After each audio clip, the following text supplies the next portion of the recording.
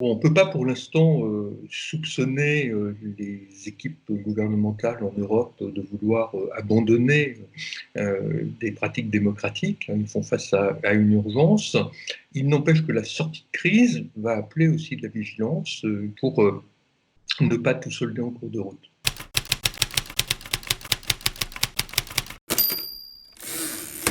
Le texte qui a prévu cette loi d'urgence sanitaire, normalement, il y a une fin. On n'est pas rentré dans quelque chose qui supprimerait les libertés de façon définitive.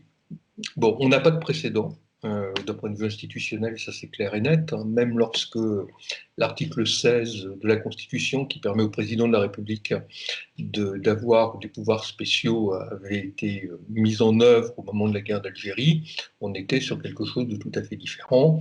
On n'a pas d'équivalent au moment de la guerre de 14-18, au moment de l'épidémie de grippe espagnole. Donc on est vraiment, là encore, d'un point de vue institutionnel, d'un point de vue liberté, dans un terrain inconnu.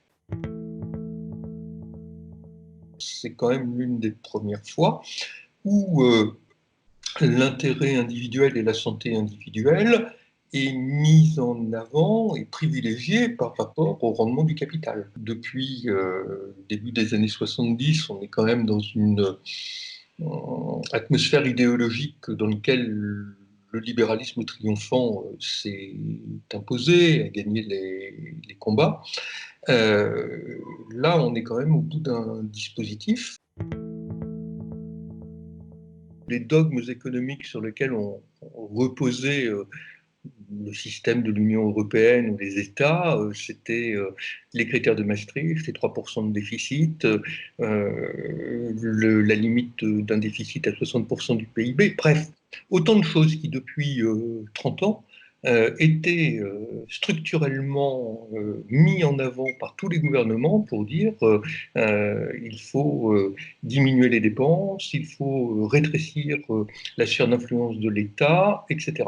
Là, en 72 heures, le dogme sur lequel reposait ce modèle a totalement explosé.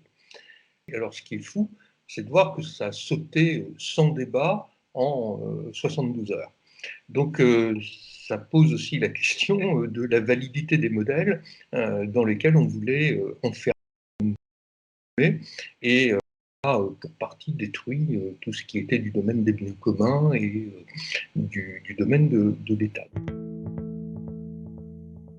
L'un des bilans de la mondialisation, ça a quand même été un enrichissement, une amélioration du niveau de vie de bon nombre de gens qui étaient hors Europe occidentale, hors sphère américaine. En même temps, on a bien vu, et là, si on regarde du point de vue européen, cette mondialisation, elle a abouti aussi à un clivage social extrêmement fort, avec des gens qui sont dans la mondialisation, qui y participent, et toute une série de gens qui étaient dehors. Et une partie de l'analyse que l'on peut faire du mouvement des Gilets jaunes de l'an dernier est directement corrélée à cela.